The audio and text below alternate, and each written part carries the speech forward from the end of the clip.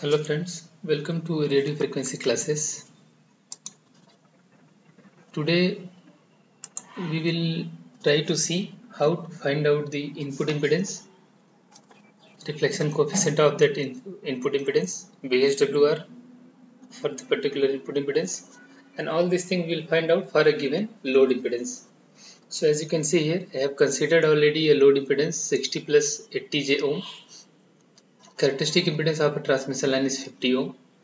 So we'll normalize it, this load impedance, to plot it on the Smith chart. So that process is ZL divided by characteristic impedance will give you the value which will be plotted on the Smith chart, that is 1.2 plus 1.6 J. So you can see here this line is real part is 1.2 and this is the reactive part which is 1.6. So this point is nothing but normalized ZL. So corresponding to this point we have to find out the input impedance. So to find out the input impedance, the length of the transmission line should be given to you from the load point. So this is the load. Suppose the length of transmission line is given as 0.2 lambda and we have to find out the input impedance here, Z in. Z naught we already know, it is 50 ohm. So we have to find out the input impedance here. Transmission line length is given as a 0.2 lambda. If it is not given, if frequency is given, then we know the speed of light, we can find out, and then we can find out the factor of it. Sometime in some questions or objectives, they will give you the phase velocity which is 0.9 times of c or 0.8 times of c. So using this you try to find out the wavelength, okay, and then from that wavelength you can use it here, okay, and you can find out the input impedance for a given transmission line. So let's carry out our problem. So our point ZL is 60 plus 80J, which is nothing but 1.2 plus 1.6J after normalization. So we plotted it here. So we have to find out the input impedance. So to calculate all these things, we have to find out the wavelength. In terms of wavelength, what is the point on Smith chart for corresponding this load impedance, and correspondingly we'll add this point and we'll try to find out the input impedance. So as you can see here, the first point here we'll discuss is how to find out the VSWR, which is easiest point. When we are knowing the load impedance, we can find out the VSWR. So from the center line, we have to take this as a radius till ZL point and draw the circle. This circle intersects the center line at this point, and that point will be taken as a VSWR.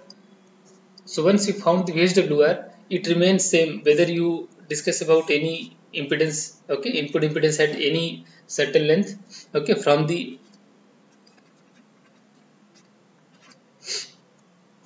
this load ZL towards generator side, okay, whatever be with the length doesn't matter. Our VSWR is same. This remains as a 4 only. So what it signifies that once VSWR is same 4, it means my reflection coefficient is also same across the transmission line, but reflection coefficient has two values, okay, magnitude and angle theta. So as we can see that this is the gamma real and this is gamma imaginary when we're talking about the Cartesian coordinate. Otherwise magnitude will be given in terms of gamma and angle will be given from 0 degree to 180 degree. If you are moving this side it is positive, and if you are moving this side it is negative, 0 to minus 180 degree. So this way we can find out the reflection coefficient angle. Magnitude remains same. So here we can see, okay, we got the VSWR, so we can calculate the gamma also.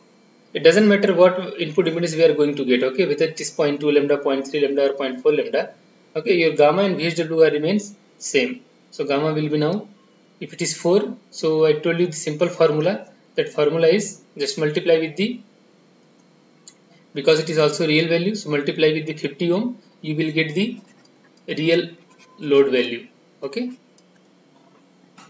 So you can use it 200 minus 50 divided by 200 plus 50, okay, you will get it as a 150 by 250, means 15 divided by 25. So if we divide 15 by 25, we will get 0.6. This is your gamma. And for angle, as I told, from here you can find out. So this belongs to load reflection coefficient angle. Now our job is to find out the input impedance if transmission line length is 0.2 lambda. So now we'll see this tutorial will be here. It will be clear in a better way. So now see that we have to find out first the ZL point. Okay, so ZL point is 0.186 lambda. Okay, and this point is 0.250 lambda, and the transmission line what we have for our question, it is having 0.2 lambda distance from the load. So we have to add 0.20 lambda in this. So we will get 683 lambda. This is the point where our input impedance will lie. Okay, so if on Smith chart you will see, and you have to move towards generator, this side, and this point is on the Smith chart which we are looking for, 0.386 lambda. Here it is 0.25, here it is 0.50.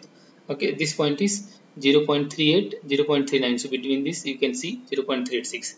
And now we have to draw a straight line from center to the point what we have found. Okay, and then we have to see what is the intersecting point with the constant VSWR circle. This circle is constant VSWR circle. Okay, by using this we found the VSWR and reflection coefficient, all those things. Now we have to find out the input impedance. So from here we started and we are moving towards generator. Okay, and we found this point.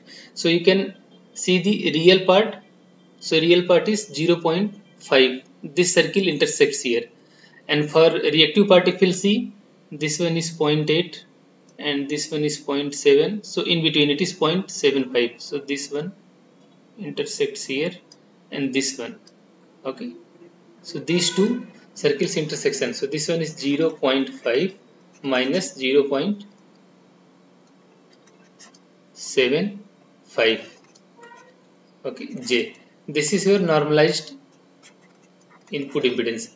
Okay, now we have to denormalize it. So what we'll do, our Zin will be multiplied with 50. So you will get 25 minus,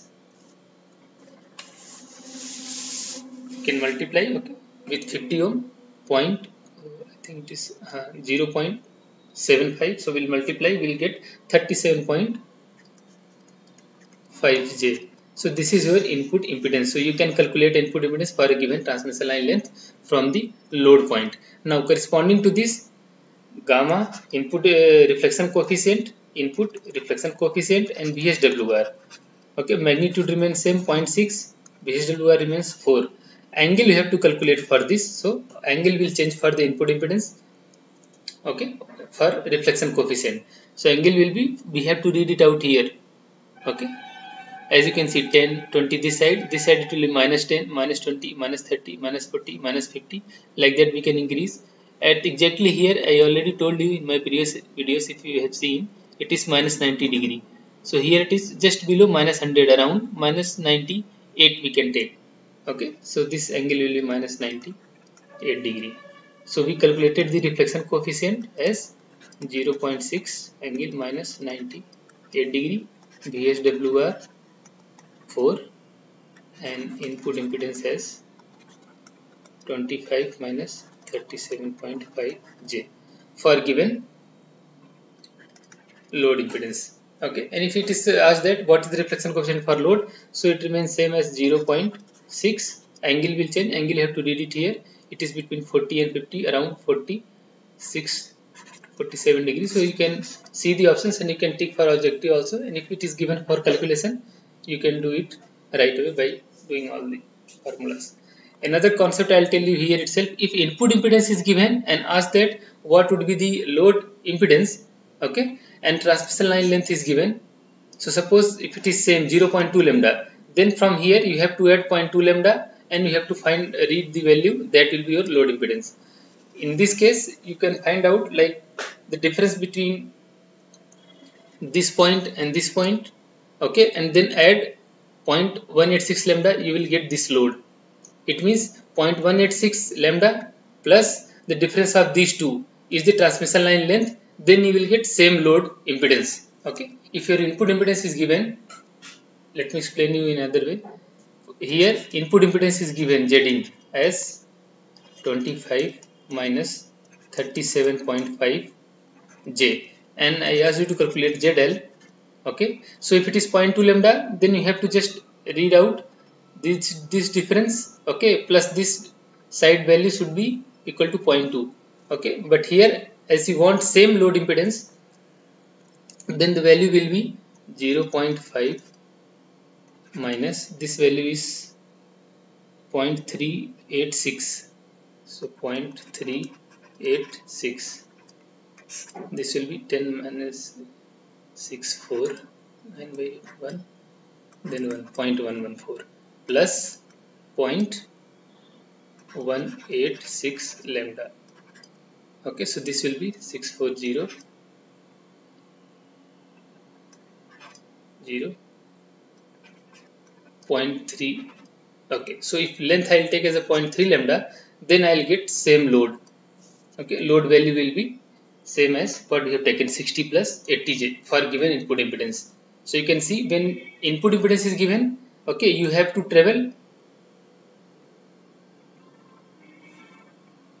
this way, and if you have the load impedance, you can get the input impedance of this one. Again, in detail I'll explain in next class, or when I'll prepare a next video, I'll be explaining the load impedance calculation for a given input impedance. Thank you for watching the video. If you like, kindly share and subscribe the channel. Thank you.